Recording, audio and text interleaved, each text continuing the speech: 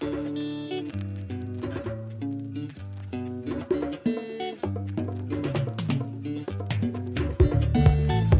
and welcome to Talking Africa, the podcast that gets behind the news from the continent, brought to you by the Africa Report. My name is Nicholas Norbrook. Welcome to the pod. Please head to theafricareport.com for all our latest reporting on the rumbles of civil war in Ethiopia, on the uncivil Trump and his relationship to Africa, and the fallout from Tanzania's elections. Today, though, we're talking about Côte d'Ivoire and the elections there and what comes next.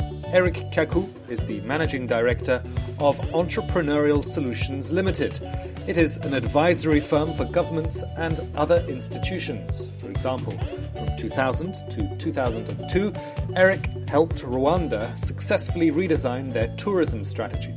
An economist from Côte d'Ivoire, he's worked in 40 countries on the continent, and as you'll hear, he is a strong advocate of the idea that Africa should be thinking for itself.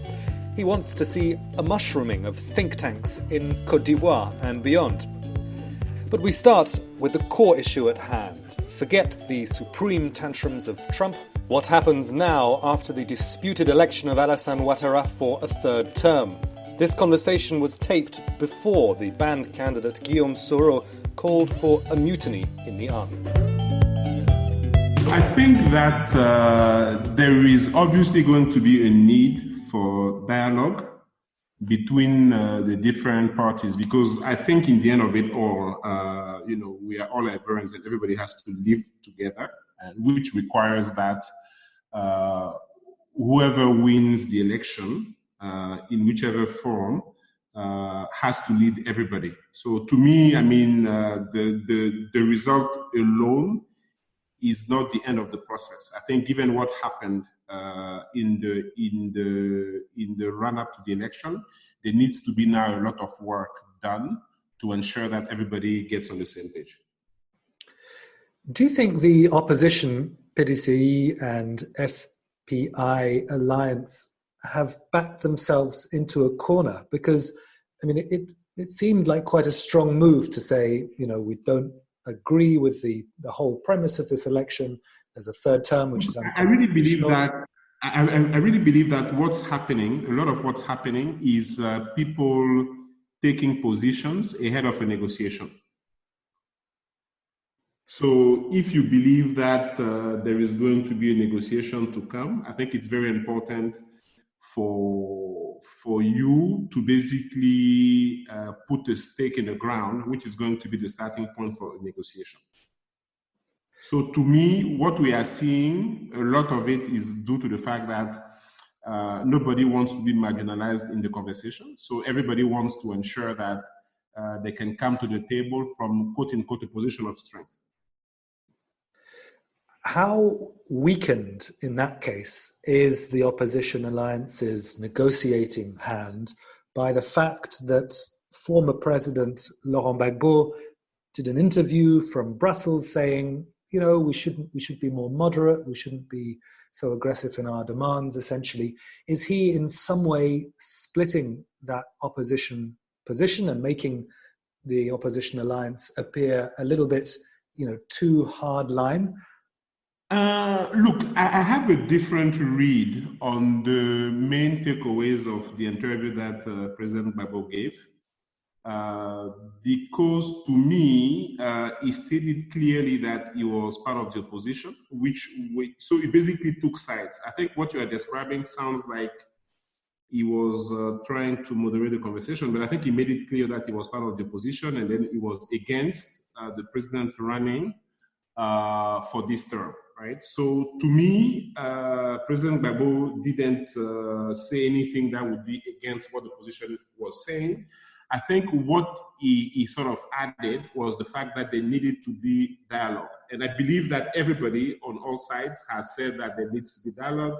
I think Ouattara has said that he's willing to talk to anyone. I think President Bédié the same, President Gbagbo the same. So I think what's really required at this stage is for them to really move beyond the intentions and then sit down and come up with some sort of a solution.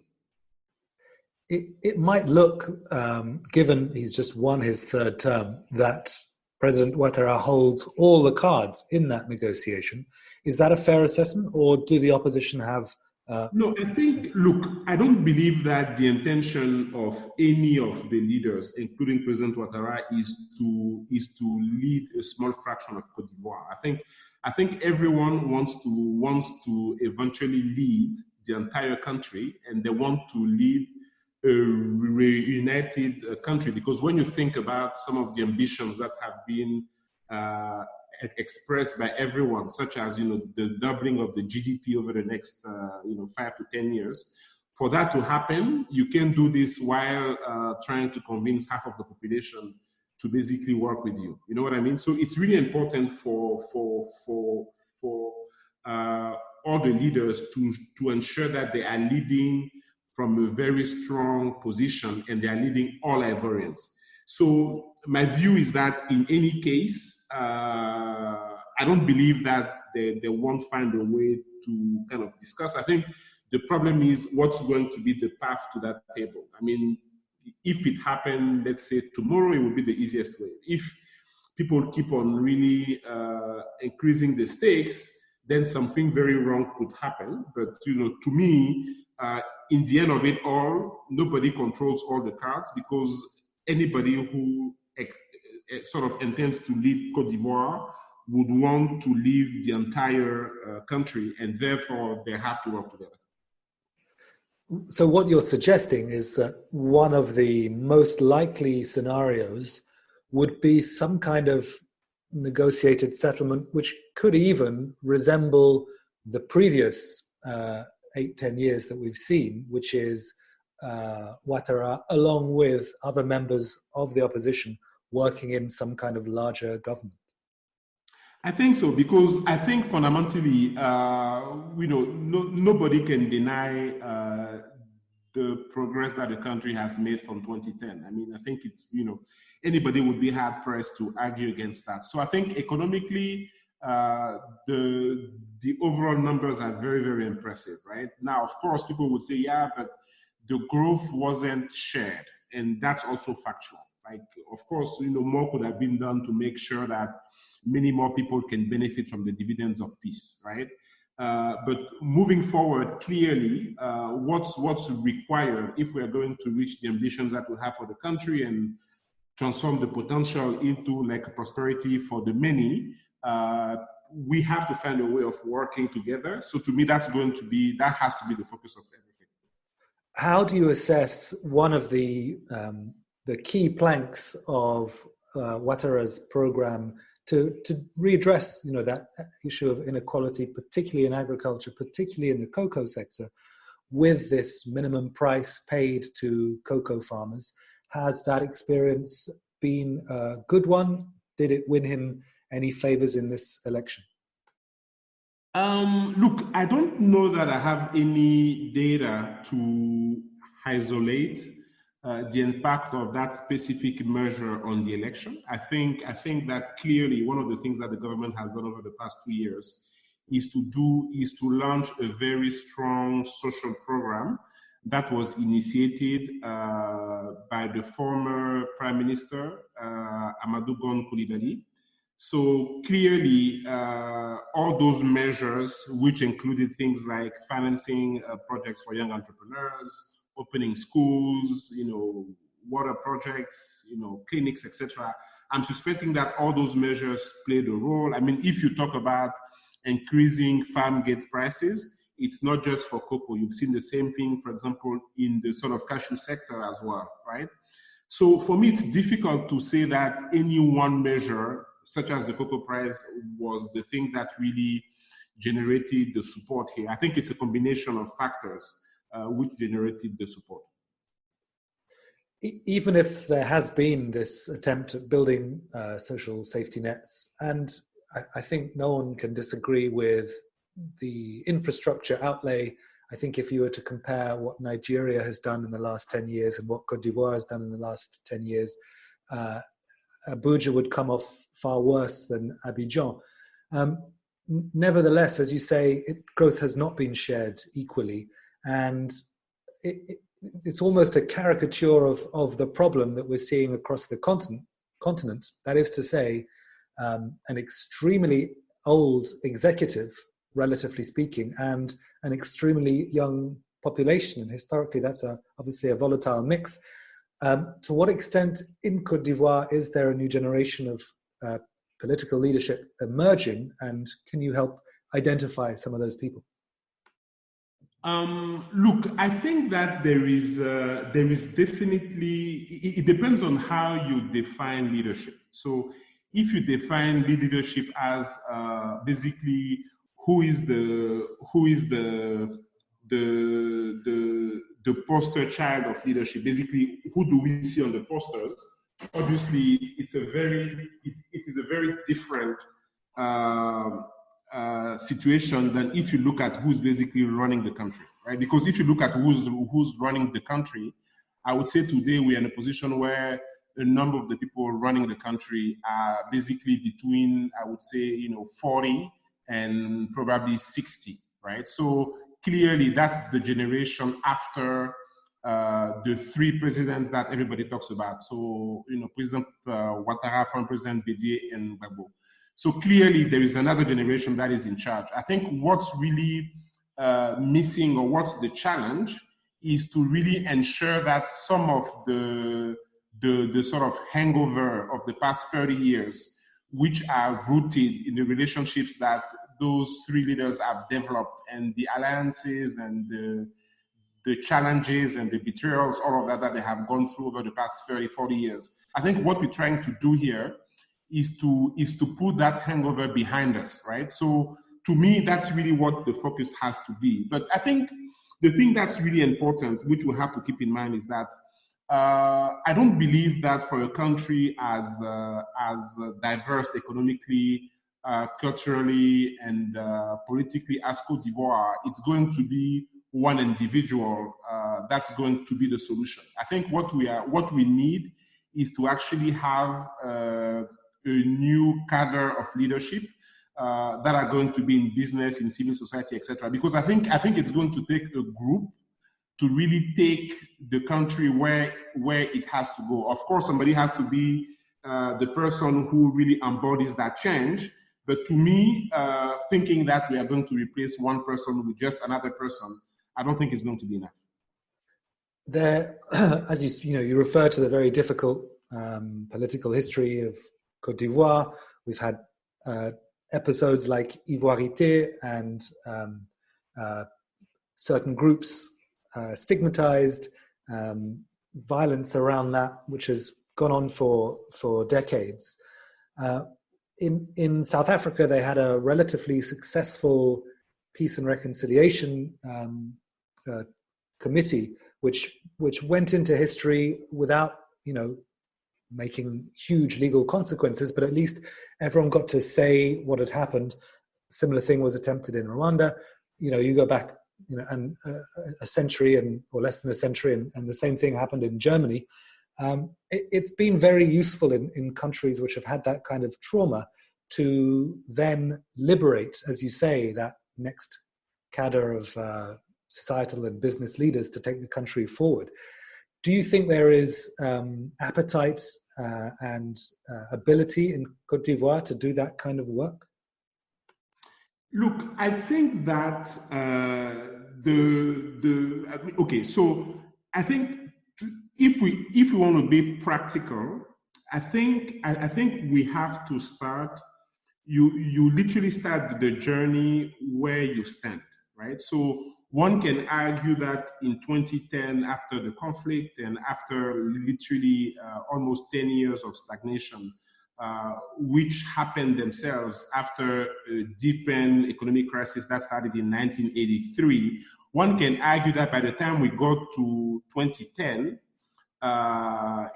what was really important was to provide peace dividends, right? And actually the statistics show that by the time we got to 2010, the per capita GDP we had in real terms was back to the ones we had in 1960, right?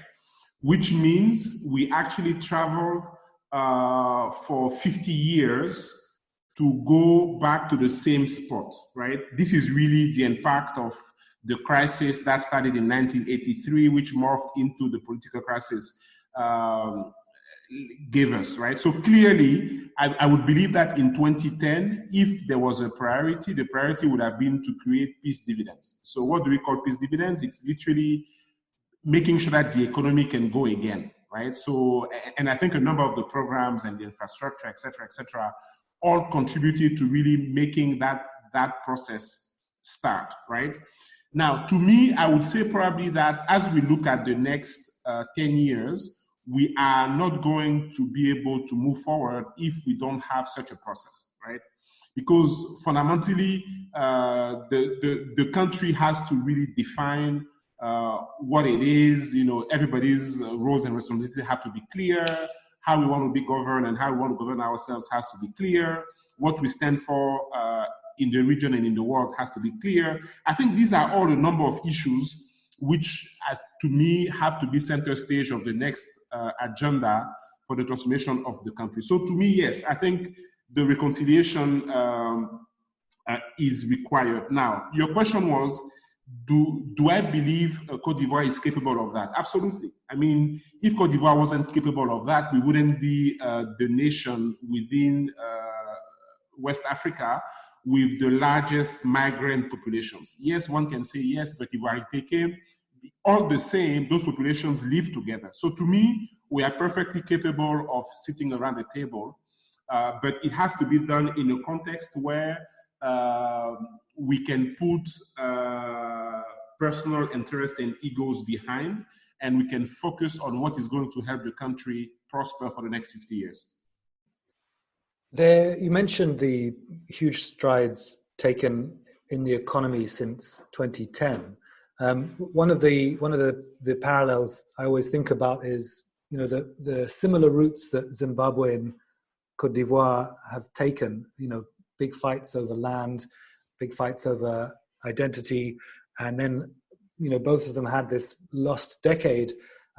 But then the paths diverge in 2010, and things really have improved in the country. I think even the hardest critics of the government would have to accept, there has been positive change in several areas. Where are we in terms of the ability for Côte d'Ivoire to shape regional political and economic fates in West Africa? Because, obviously 50 years ago, Côte d'Ivoire was very much a leading player. It's come back into it under President Ouattara. Then the discussions over the new currency and the fights with Abuja over integration of the Naira into any West African currency started to raise questions.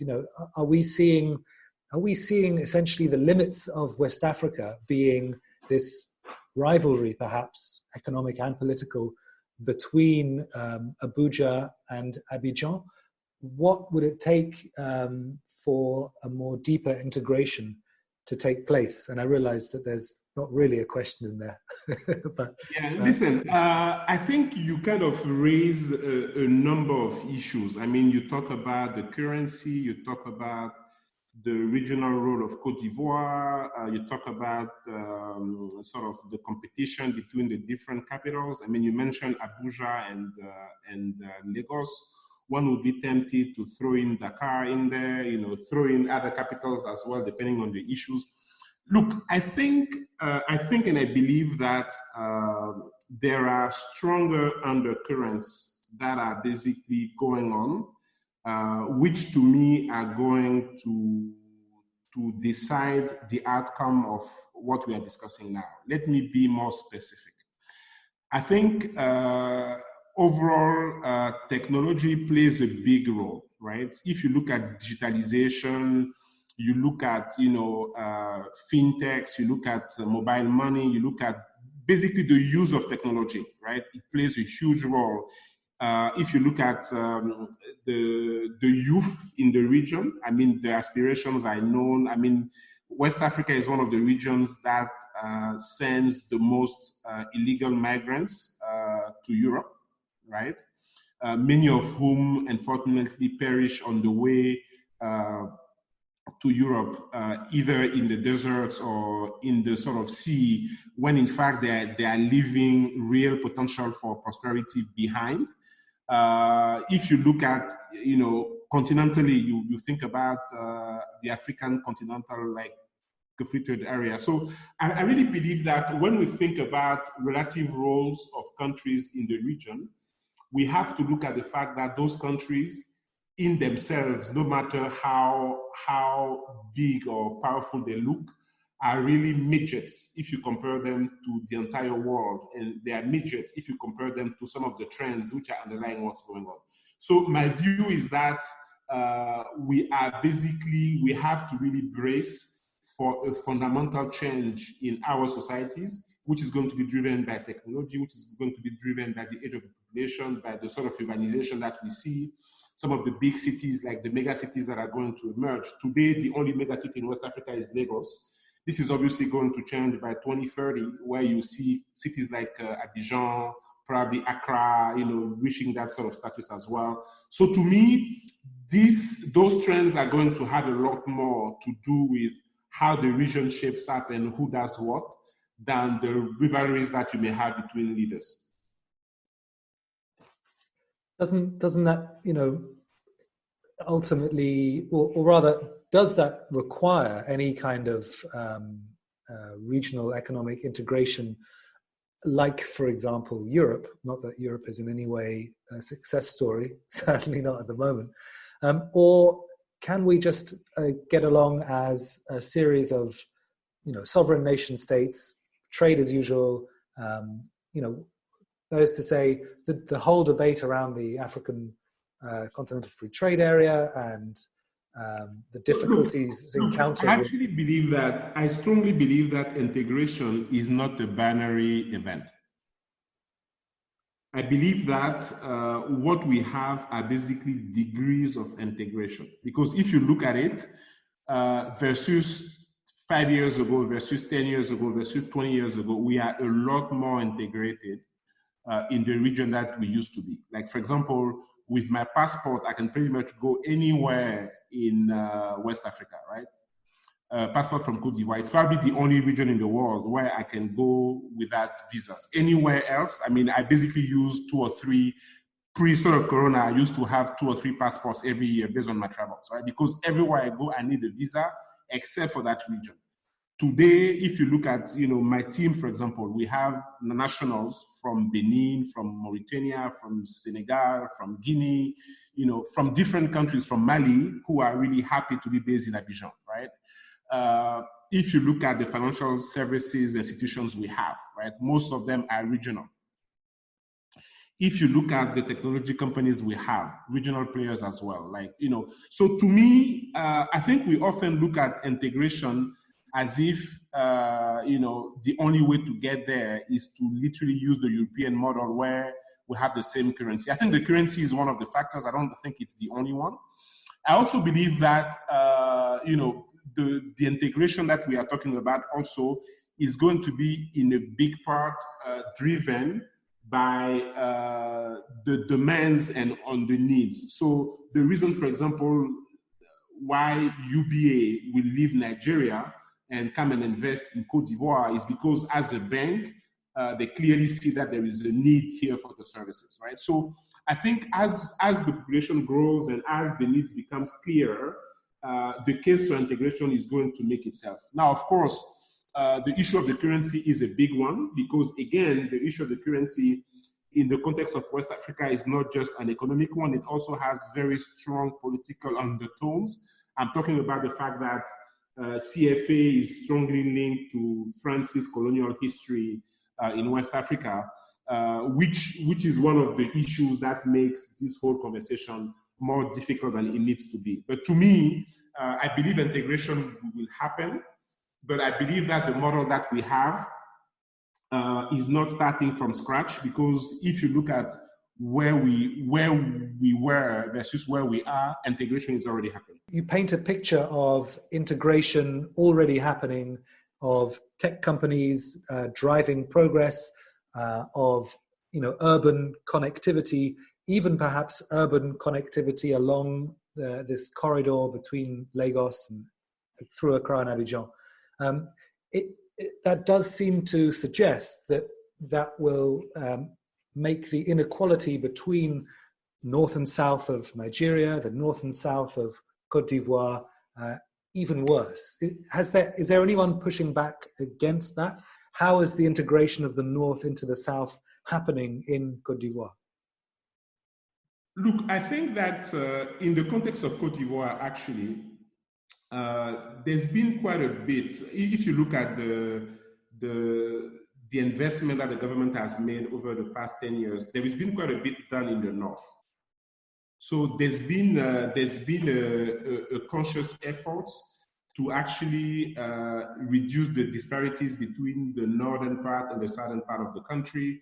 If you look at the cashew nut sector, which is one of the commodities where Côte d'Ivoire has emerged as the world's first player right now, and there's been a big drive, for example, to transform cashew nuts in the country, which happens mostly in the north. If you look at what has been done in terms of roads and schools, etc., quite a bit has been done in the north actually. So to me, that's definitely something that in the context of Côte d'Ivoire is a concern. And it's also something that the plan that the government has put on the table for the next 10 years puts a lot of emphasis on making sure that the different regions, especially the regions which are away from the coastal areas, are developed. So I would say that particular issue is sort of addressed in the context of Côte d'Ivoire. And one thing to also keep in mind, which is something important, in the context of Côte d'Ivoire, with what has happened in both Mali and Burkina, with the jihadist threats, this has put an extra and I think emphasis on the need for the country to make sure that the northern part of the country is able to withstand any sort of threats and is actually much, much stronger. Absolutely. And I mean, that ties into what we were talking about earlier in terms of people, levels of inequality, a young population, a population that feels that its past historical grievances have been listened to and some justice has been done. That kind of population, much more healthy, much less, much less vulnerable to terrorist organizations, I presume. Absolutely. So let's tack back to politics just to round off, because there will be people who look at this election results and say, the question is now immediately on the table. Let's assume that Ouattara won't do a fourth term, but he will do a third term. The issue of succession surely is going to dominate and almost make Ouattara's final 4 or 5 years be a lame duck experience. Is that fair? Do you think that conversation around succession is immediately going to come to the fore? Look, I don't know, to be quite honest, because I think the conversation on succession is predicated on how the crisis is basically managed.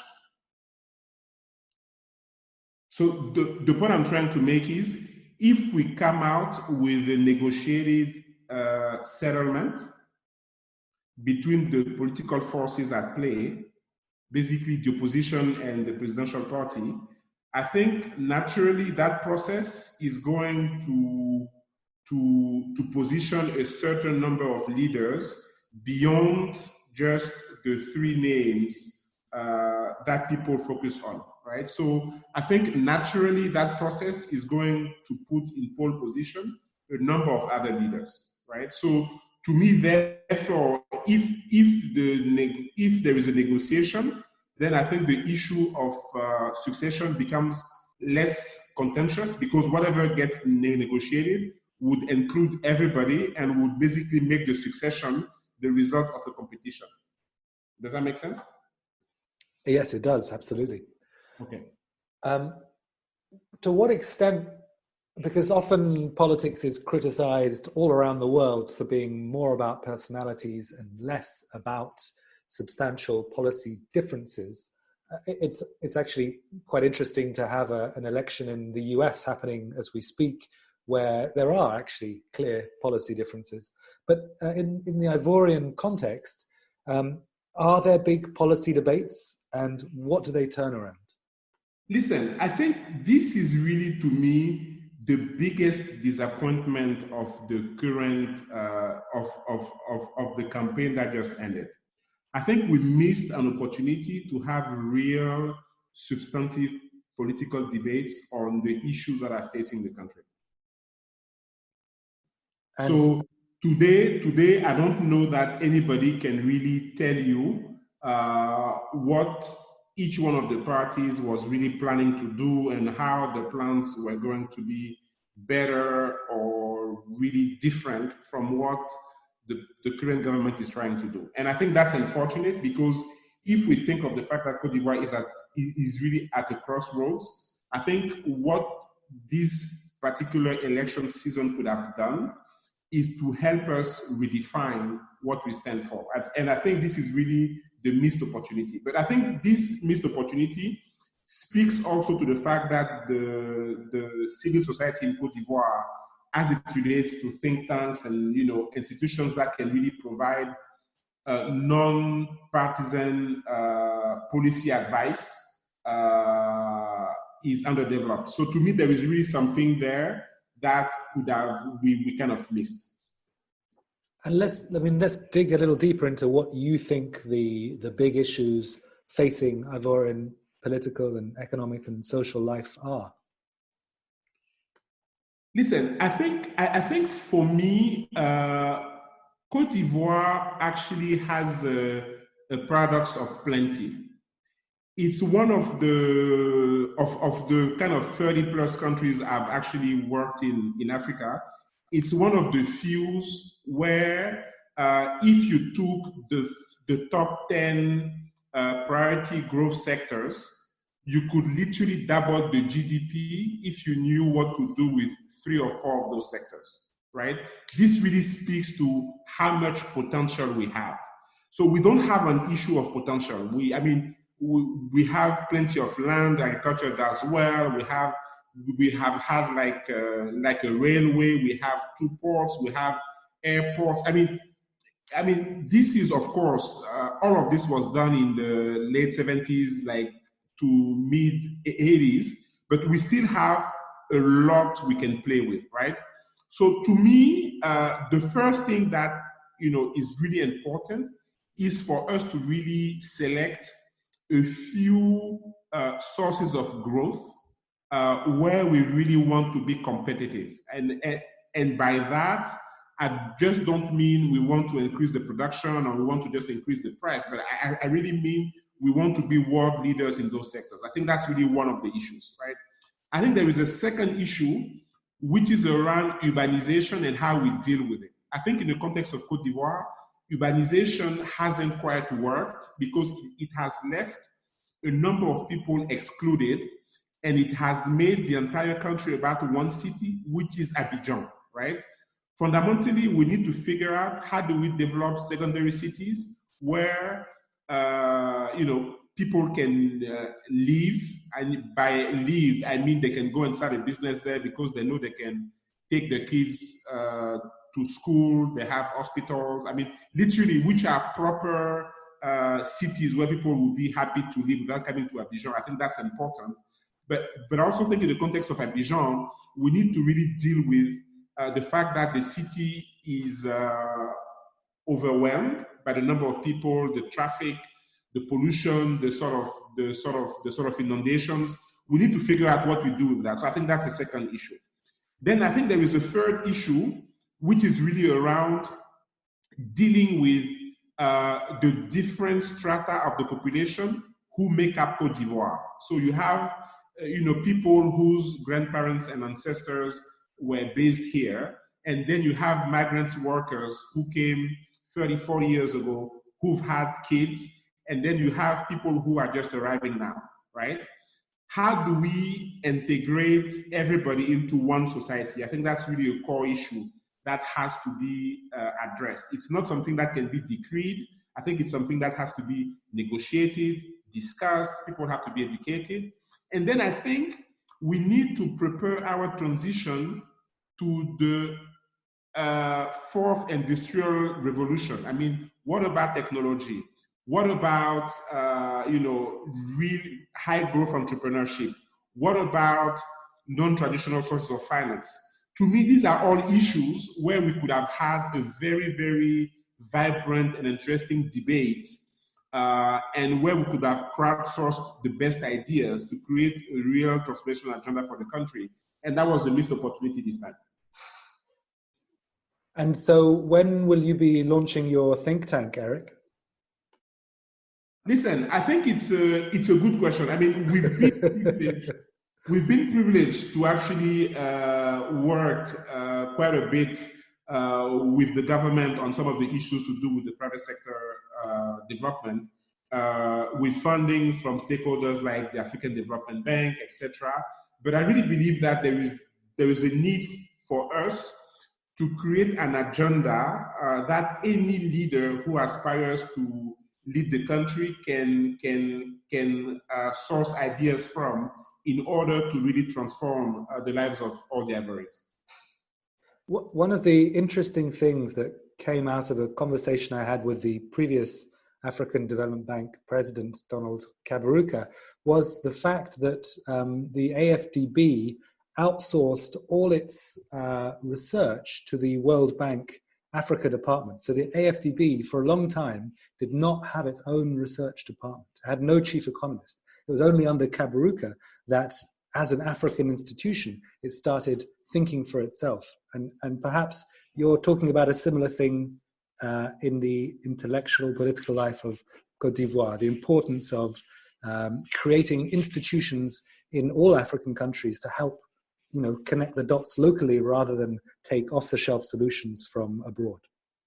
Absolutely. And look, I really believe that we are entering an age where ideas and data are going to reign supreme. So it's very important for any nation that's serious about its future to know where it stands as it relates to its own ideas and its ability to produce and process data. That's all for this week. Our thanks to Eric Kacou. If you've enjoyed the show, please head to iTunes or wherever you listen and give us a 5-star review. And if you want to sign up to our 5-bullet morning briefing, do head to theafricareport.com. I'm Nick Norbrook. Thanks for listening.